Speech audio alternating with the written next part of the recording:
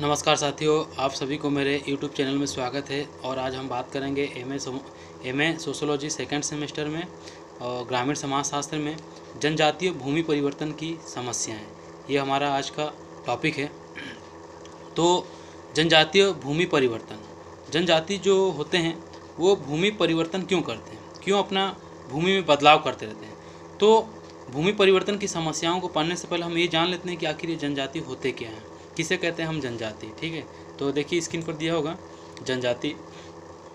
जनजाति क्या आता है, वो एक सामाजिक समुदाय है जो राज्य के विकास के पूर्व अस्तित्व में था। ठीक है, जो राज्य के विकास से पूर्व अस्तित्व में था और अपना निवास स्थान जो है जंगलों, पहाड़ों, पठारों में भी निवास करते थे। अब भी राज्य के बाहर है। जनजाति वास्तव में भारत के आदिवासियों के लिए इस्तेमाल होने वाला एक वैधानिक पद होता है। ठीक है, ये क्या होता है, भारत के जो आदिवासी लोग होता है उनके लिए प्रयोग किया जाने वाला एक वैधानिक रियासत होता है। भारत के जो संविधान में अनुसूचित जनजाति पद का प्रयोग हुआ है। ठीक है, प्रयोग हुआ है और इनके लिए विशेष प्रावधान लागू किए गए। जैसे कि भारत में जनजातियों की संख्या 1991 में क्या थी, जनगणना के अनुसार 6,77,58,380 भारत में जनजातियों की जनसंख्या थी। इसको नोट कर लीजिएगा आप लोग। अब परिचय देते हैं कि जनजाति, उनका निवास स्थान कैसा था, किसे हम जनजाति कहते थे। भारत में जैसे कि जो कबीला था, ठीक है, कबीली जनसंख्या के विषय में स्पष्ट सुलझे हुए विचारों का अभाव रहा है। कबीला शब्द की जो परिभाषा के विषय में भी विद्वानों ने मत कि नहीं है।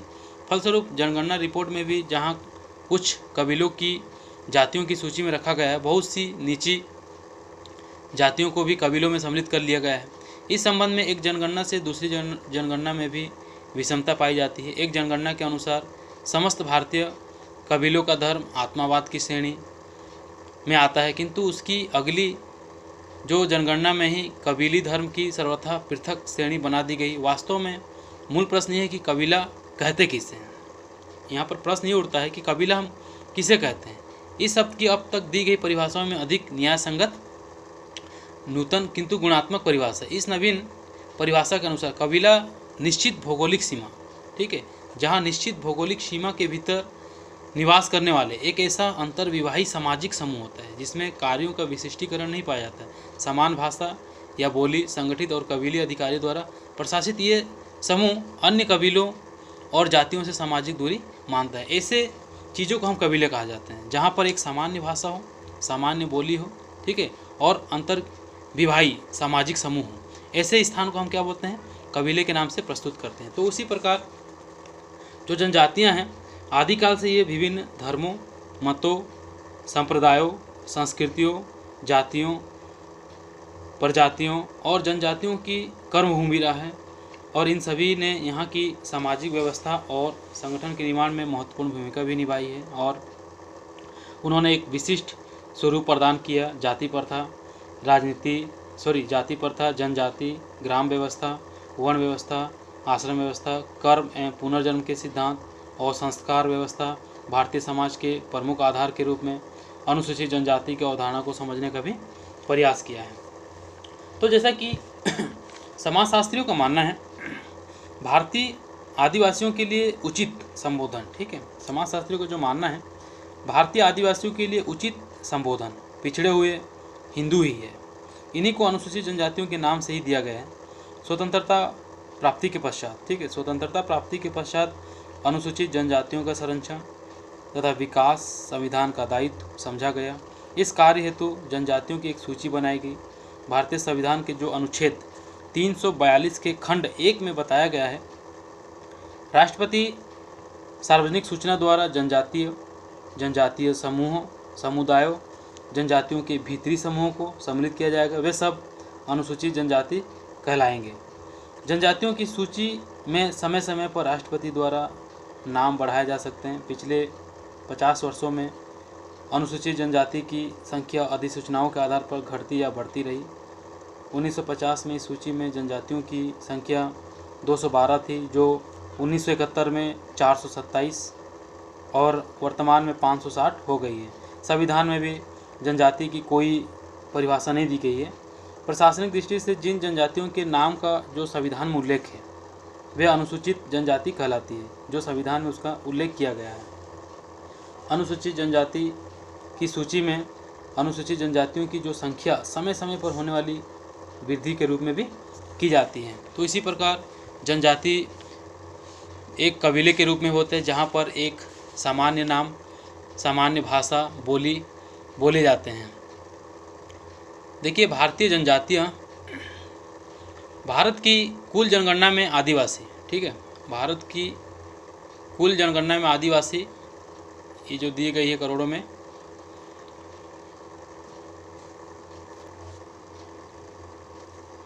ये करोड़ों में उनकी संख्याएं प्रतिशत के रूप में दी गई है।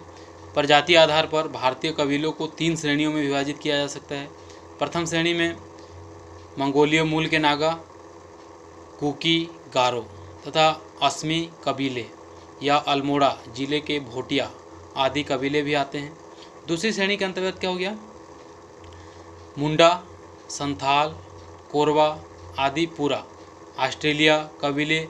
और तीसरी श्रेणी में विशुद्ध आर्य मूल के जो निचले हिमालयवासी खस कबीले या हिंद आर्य रक्त की प्रधानता लिए है, किंतु मिश्रित प्रकार के भील आदि कबीले में रखे जा सकते हैं। तो ये सब जनजातियों की जो 3 प्रकार के 3 श्रेणियों में जो विभाजित किया गया था, इस प्रकार यहाँ रखा गया है। अब यहाँ देखते हैं ब्रिटिश शासन में जनजाति व्यवस्था, ठीक है। ब्रिटिश शासन में जनजाति की व्यवस्थाएं किस प्रकार थी, आप यहाँ देख सकते हो। कमार दंपति खेत से लौटते हुए किस प्रकार उनकी जो व्यवस्थाएं थी, देखिए ये कमार दंपति खेत से लौटते हुए। तो ब्रिटिश शासन में जनजातीय जो व्यवस्था, ब्रिटिश सरकार ने कबीली जनसंख्या जो कबीला होता है के प्रति निरस्तक्षेप की नीति अपनाकर उसे अपने भाग्य पर छोड़ दिया था, मतलब कि वो अपना जो भाग्य खुद ही संभाले। इसके विपरीत वर्तमान शासन की नीति सक्रिय हस्तक्षेप की है। भारत सरकार कबीलों के प्रति उपादेय और गतिमान नीति अपनाने के लिए वचनबद्ध भी है, किंतु यह समझ लेना आवश्यक है कि कबीलों का जो स्तर होता है एक क्षेत्र से दूसरे क्षेत्र से भिन्न हो जाता है और कुशल नीति निर्धारण के पूर्व स्थानीय दशाओं का पूर्ण ज्ञान अपेक्षित है। विगत भूले भविष्य की पथ प्रदर्शक होती है।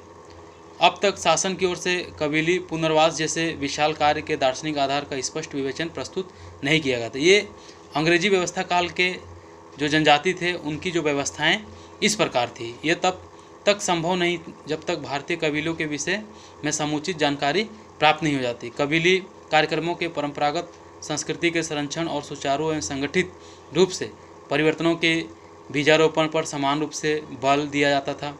कबीली जनता में नवोदित सामाजिक चेतना और सरकारी प्रयत्नों द्वारा लाभान्वित होने की आकांक्षा भारतीय कबीली समस्याओं के प्रसंग में देखने को मिला था। तो ये हो गया अंग्रेजी काल में, अंग्रेजी शासन काल में ये जनजातियों की जो सामाजिक व्यवस्थाएं इस प्रकार थी।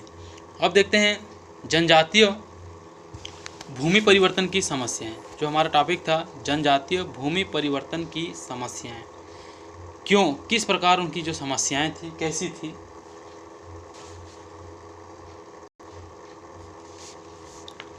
देखिए, उनकी जो पहली समस्याएं थी दुर्गम निवास स्थान। भारतवर्ष की जनजातियों की जो मौलिक विशेषता ये है कि ये ऐसे स्थानों में निवास करती है जो भीषण जंगलों और पहाड़ों से घिरे होते हैं, जो उनकी समस्याएं का कारण बनते हैं, जो उनके भूमि परिवर्तन के कारण बनते थे। इसका परिणाम ये होता है कि संचार के साधनों का वहाँ अभाव पाया जाता है, इसलिए वो अपना भूमि में परिवर्तन कर देते थे। संचार साधनों के अभाव के कारण वे परिस्थितियों के दास हो जाते हैं, ठीक है। जब वहाँ पर संचार साधनों का अभाव होता था तब क्या होता था, वो दास बन जाते थे, परिस्थितियों के दास बन जाते थे। ये मतलब कि उन पर आधिपत्य जमा लिया जाता था, अन्य संसार से उनका संपर्क टूट भी जाता था। इसका परिणाम ये होता है कि अनेक समस्याओं का जन्म अपने आप ही हो जाता था। संपर्क साधनों के अभाव कारण ये समस्याएं और भी अनेक समस्याओं को जन्म देती थी। इस प्रकार भूमि परिवर्तन की समस्याएं जैसे दुर्गम निवास स्थान भूमि परिवर्तन की समस्याएं के प्रमुख कारण बन गए थे। फिर दूसरा है सभ्य समाज से संपर्क। ठीक है, सभ्य समाज से संपर्क भी भूमि परिवर्तन की समस्या का सबसे बड़ा कारण होता है। लोगों को सभ्य समाज के संपर्क में जाना था, जिसके कारण वो भूमि परिवर्तन करने के लिए सदैव तत्पर रहता था। जनजातियों की समस्याओं का, जैसे कि जो भूमि परिवर्तन की जो समस्याएं थी, लोगों के संपर्क में जाना था उन्हें, लोगों के संचार साधनों को देखना था, लोग किस प्रकार सभ्य जिंदगी जी रहे हैं उन्हें भी उनके संपर्क में जाना था। जो सभ्यताएं आई उन्होंने निम्न 2 भागों में विभाजित भी कर दिया। एक हो गया हिंदू सभ्यता और एक हो गया पाश्चात्य सभ्यता। शोषण। ठीक है, जब जनजातीय लोग एक ही भूमि पर कार्य करते रहते हैं, ठीक है, एक ही भूमि पर अपना जीवन व्यतीत करते रहते हैं, तब वहाँ पर क्या करते हैं, लोगों के आधिपत्य रहने लगते हैं, जहाँ पर उनका शोषण होता था। और शोषण से मुक्ति पाने के लिए ये क्या करते थे, भूमि परिवर्तन कार्य करते थे। जैसे कि जनजातियों का जो बाहरी समाजों द्वारा शोषण कुचक्र के कारण भी अनेक प्रकार की समस्याओं का विकास हुआ। जिन समूहों द्वारा जनजातियों का शोषण भी किया जाता था उनमें व्यापारी, महाजन, ठेकेदार आदि प्रमुख होते थे। इसी कारण वो भूमि परिवर्तन कार्य को अच्छा मानते थे। ईसाई मशीनरी। ठीक है, ईसाई मशीनरी का प्राथमिक उद्देश्य तो यह है कि जनजातियों का जो कल्याण करना, किंतु वास्तविकता कुछ और ही है।